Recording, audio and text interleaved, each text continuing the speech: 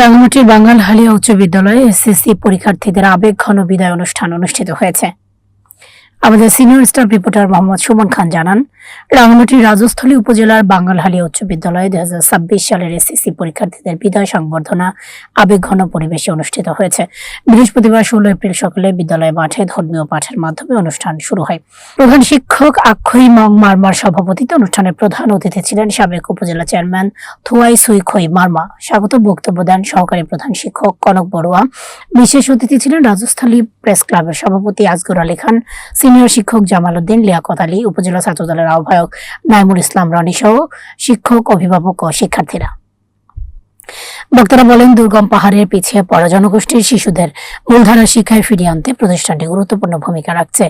তোমরাই পাহাড়ের সম্পদ, সুশিক্ষায় শিক্ষিত হয়ে জনপদের ভাগ্য বদলাবে, এমন অনুপ্রেরণা দেওয়া হয় পরীক্ষার্থীদের। বিদায়ী শিক্ষার্থীদের জানায়, এই প্রতিষ্ঠান তাদের কাছে নিরাপদ আশ্রয়স্থল। শিক্ষকদের স্নেহ ও পরিশ্রমে তারা আজ এই পর্যায়ে এসেছে।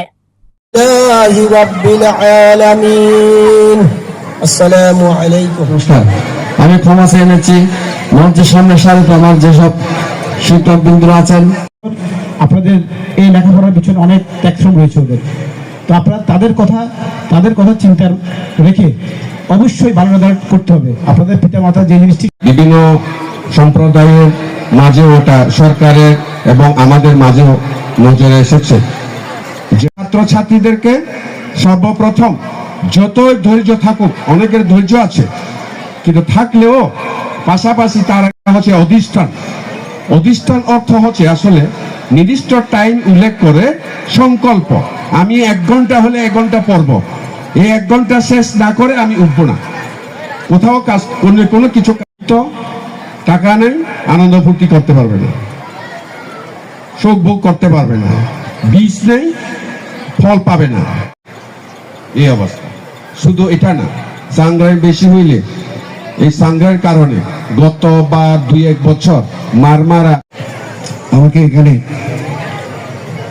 রাখা হয়েছে সভাপতির আসনে। আমি ছিলাম।